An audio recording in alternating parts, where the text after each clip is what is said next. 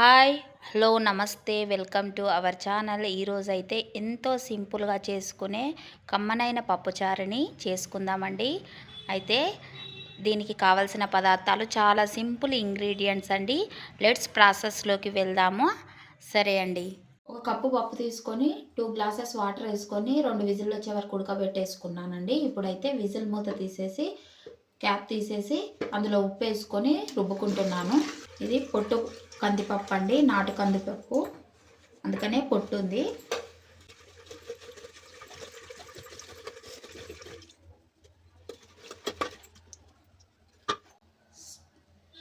Stove on చేసుకొని pan పెట్టేసుకొని oil వేసుకుంటున్నాను.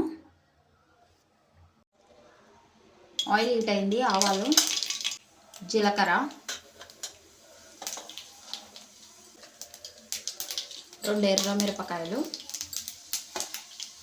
కరివేపాకు, పచ్చిమిర్చి, మిరపకాయలు వేగే వరకు వేయించుకోవాలండి పోపుని. ఇప్పుడు దీంట్లోకి పసుపు, ఉల్లిపాయలను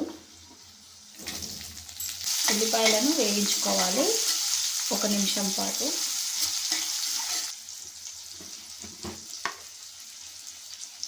అల్లం వెల్లిగడ్డ పేస్ట్ పచ్చివాసన పోయే వరకు వేయించుకుంటున్నాను. ఇప్పుడు ఒక టమాటాను వేసుకుంటున్నాను.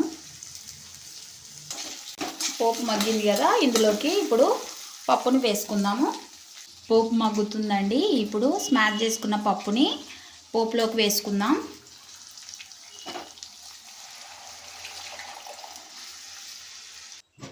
పోపులో పప్పు వేసుకున్నాక ఇది 2 మినిట్స్ పాటు మరుగుతుందండి. 2 మినిట్స్ పాటు పప్పుని మరగనిద్దాము. అంతలో నిమ్మకాయ సైజ్ అంతా చింతపండు నానబెట్టుకున్నాను కదా, ఇప్పుడు దీన్ని గుజ్జును తీసుకుందామండి. తీసుకొని పప్పుచారులోకి వేసుకుందాం.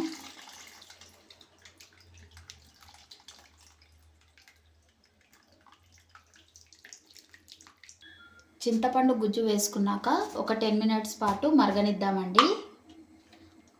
దీంట్లోకి పప్పు రుద్దుకునేటప్పుడు సాల్ట్ వేసాను కదా, ఇప్పుడు మరికొద్దిగా వేసుకుంటున్నాను. మీ రుచికి సరిపడా వేసుకోండి. ఇలా పప్పుచారు అయితే పొంగు వస్తుంది కదండి. ఒక 10 మినిట్స్ పాటు ఇలానే హై ఫ్లేమ్లో పెట్టుకొని మరగనిద్దాము.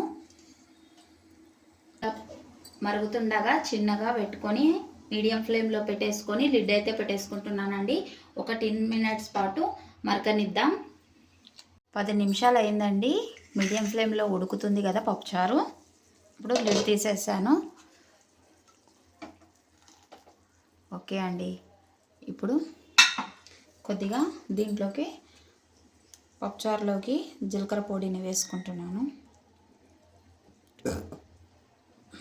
అలాగే మెంతుల పౌడర్ని కూడా వేసుకుంటున్నాను. టేస్ట్ బాగుంటుందండి ఇవి వేసుకుంటే. దాంతోపాటు కొద్దిగంత బెల్లంని అయితే వేసుకుంటున్నాను. ఒకసారి ఇలా మీరు కూడా ట్రై చేయండి, చాలా సూపర్గా ఉంటుంది.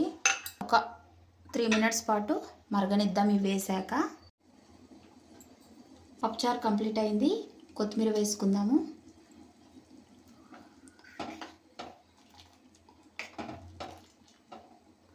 స్టవ్ని ఆఫ్ చేసుకుందాం.